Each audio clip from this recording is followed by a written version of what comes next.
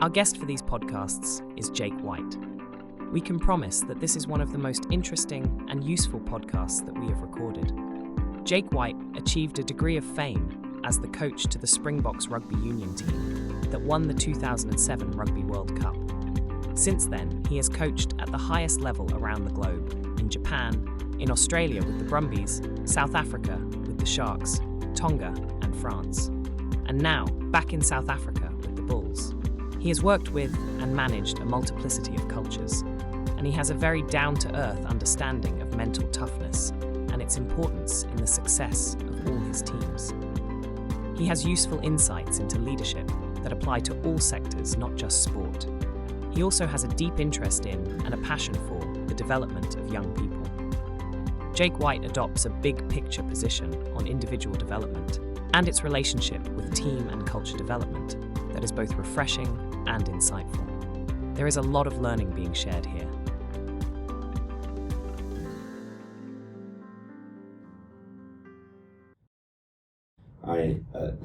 One of the worst places to be, I find, is in the dressing room after a loss, and there's silence. You know, people just, no one wants to talk, and I'm always of the opinion of, if we can accept that we are all going to get over this and move on from it, you can have a bit of a sulk, but sometimes you think, are people here not wanting to talk because there's almost like a culture of thinking, I don't want it to look like I'm not hurting or something. You get those, how do you manage those bad? No, I encourage that part, because I think you can only say the wrong thing. Yeah. And just like you want me to keep quiet, I need you then to keep quiet. Yeah. Right. Because it's important. Because otherwise that is when teams can fall apart. Mm-hmm. Because you can only say the wrong thing. There's nothing you're going to say there that's going to be right. So it's interesting, John, that you say that. We don't like that feeling, and I mean, obviously, that's probably why it's so important to go through that as well, because you don't want to go back to that every week. Yeah.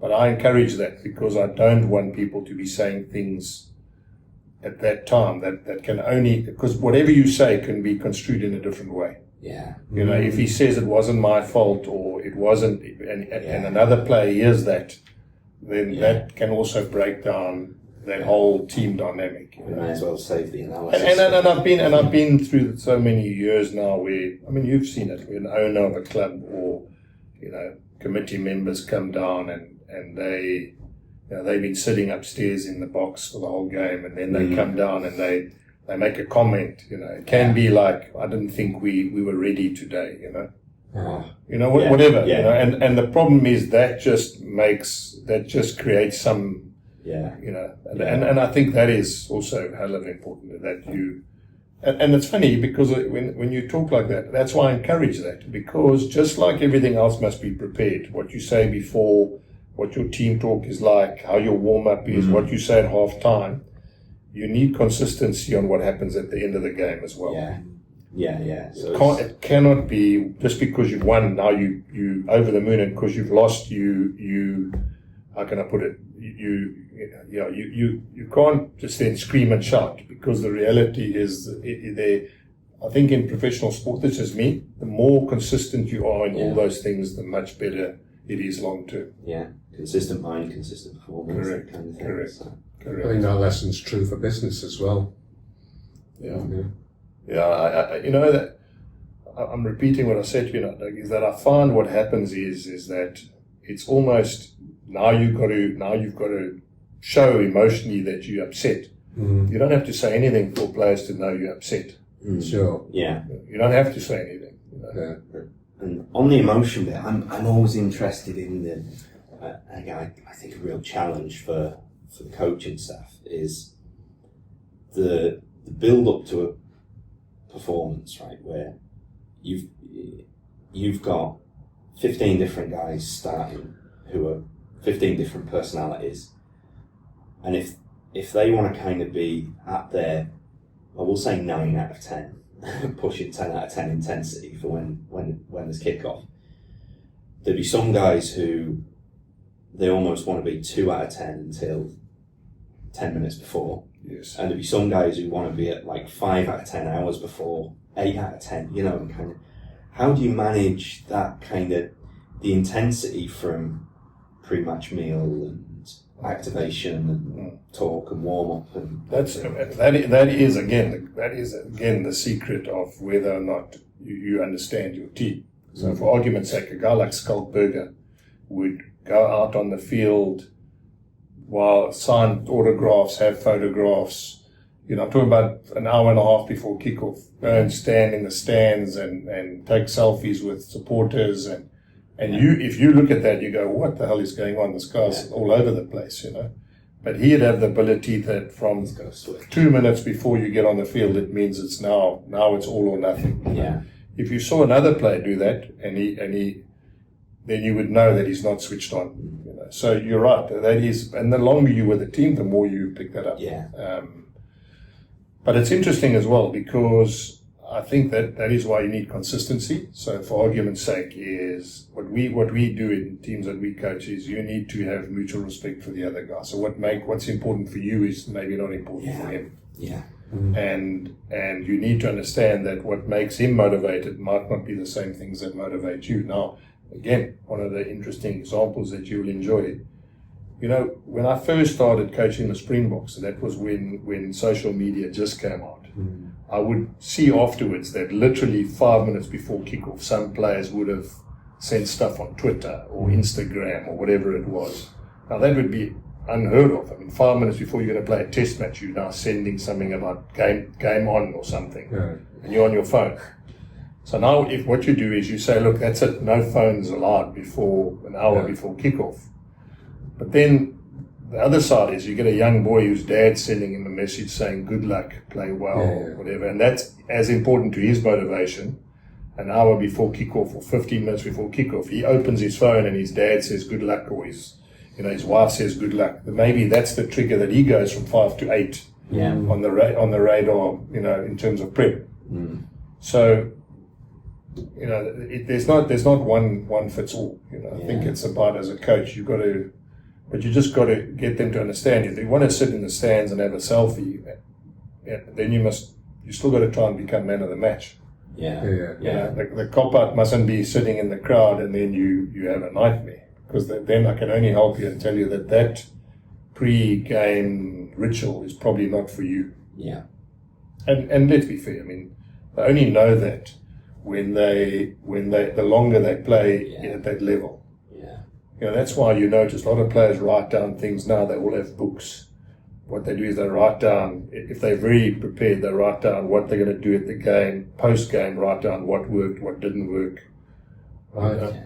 Because what happens, I mean, think about it. Just because the S&C guy says you must eat 2 waffles and a banana, you might have your worst game and feel like you bloated the whole game. Yeah. So your body is very different to... So just like the pre-match meals, for argument's sake, I would think mentally, you would need to write down what did you do mentally and what was the outcome of your performance. Yeah. And if that meant that game was the game you were switched on the most, then you try and replicate that every time you get to, whether it's a big game, little game, you try then make sure you can replicate that procedure, you know, or that ritual or that, you know, that pattern.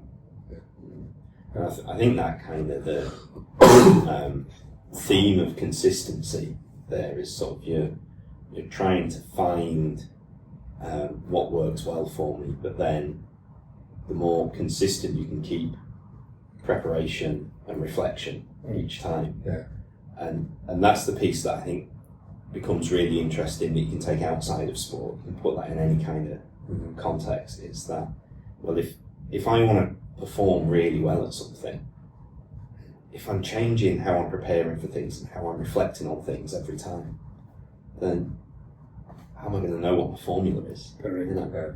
Correct. And it's in sport, you see, it becomes, because it's a moment, you know, there's a kick-off time, a throw-in time, whatever it might be. It's easy to sort of go, right, that's my moment. So build up performance, reflection. But I still think we can take the same lessons from that into other aspects of life where it isn't maybe such a clear pinpoint, that's the performance piece. But it could be when you're spending quality time with people, you're trying to be present in something, you're trying to achieve something in a workplace or an education setting or something.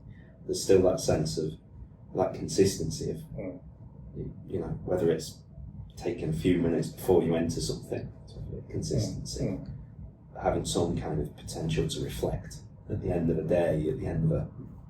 I think that connects with your concern about young people, because about a third of our work now is in the world of education, working with adolescents, teenagers, and maybe from about age 8 onwards. And my belief is if you can develop those people or get them to become more self-aware and more understanding of what works and what won't work when they become adults, we can create a better society. And you can probably get better rugby players as well. And better people. So I said to you just now, I suppose, Doug, is what is the measurement? So let's just use an example. I was thinking now as John was speaking. So you got a guy, he's a great goal kicker. He's got the same consistency, he's got ritual, he's sharp, he's prepared, he's consistent, he knows he's got throwers in at whatever, kickers out at a certain time. And then when he leaves rugby, he doesn't have the same ritual or the same same program to follow. He can sleep until 10 o'clock in the morning, and he can. And then you see that guy who you supposedly thought was mentally tough or so good at being consistent is not like that. Yeah. But I've seen that with sports people. I mean, let's be fair, rugby is very, very new in terms of professionalism, and I'm talking about of all the side issues that you get from professional sport, like gambling and all those addictions or whatever the story is, And I've seen it. I mean, I've seen with players who've been so good at when you don't have the program that says up at 8, breakfast at 8:30, strapping at 9, they struggle. Yeah. They struggle to adapt because all of a sudden, and as I said, they might be totally mentally tough if you only measured on that part of their life. But they're probably mentally weak when they get into society. Yeah. I would posit that might be they're not self-aware about their mental toughness, because we see what you describe in schools. So young people go to school and then they will go to college or university. In Europe, the dropout rate is 16%. The kids that go to university drop out within the first 10 weeks. And that's because the world they go from and move into is completely different. When they're at school, they're spoon-fed, they're looked after every minute of every day, they're prepared for their exams. Go to university and they attend lectures and they're told, you go and work things out for yourself. Yeah. We're not going to feed you, we're not going to do this. Yeah. And also, if you don't come to lectures, it doesn't matter. Yeah. We all went through that. Remember? You don't pitch for a lecture. It's not like you get called into the headmaster's office. So I think what we might be seeing is we're not developing an important aspect of young people. Their ability to look after themselves. Yeah. I had it's a little bit of a tangential anecdote. When I was a first year student, I was doing sports science and psychology. I was 19 years old, and Wednesday night was the big night, because you had sports on Wednesday afternoon, Wednesday night, you hit it hard. And then 9 till 11 Thursday morning, we had data handling. And my God, it was boring, right? And at the end, this guy always said, here's 3 journal articles, read one of them. And of course, there was no task, there was no check-up. And with these lectures, it gets near the end, and as soon as it comes up any questions, I've got the bag ready, getting up.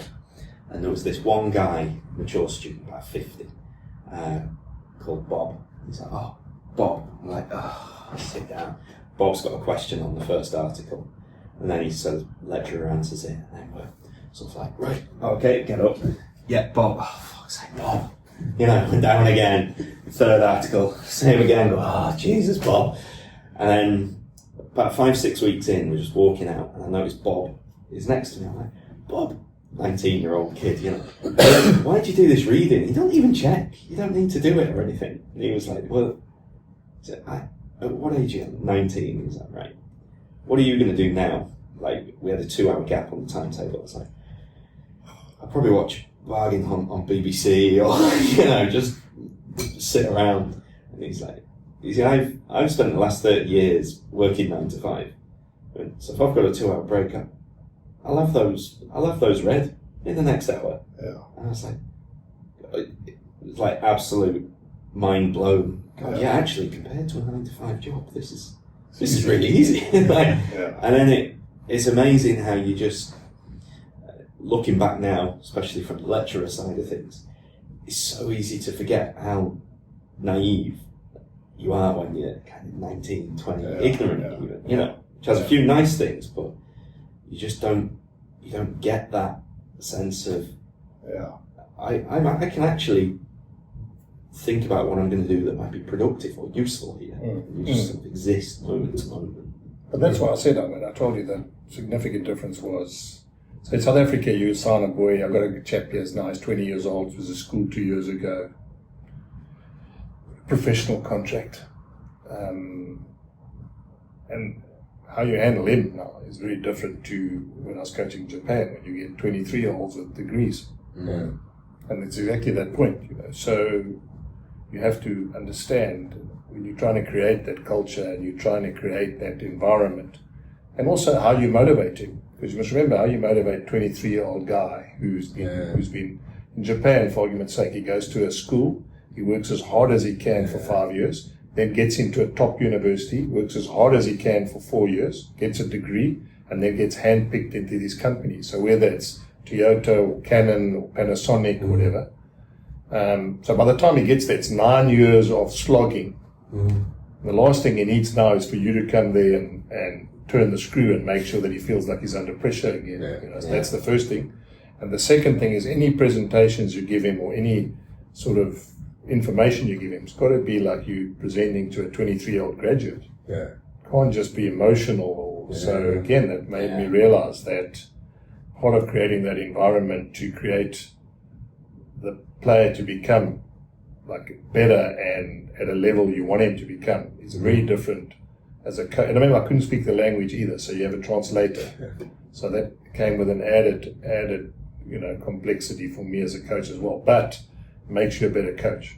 It makes you understand, and that's also you asked me just now, because I've had that experience and understanding about what motivates a Japanese 23-year-old, even though I don't speak his language, and then a French guy in Montpellier who is driven by different things, as in it's very emotional.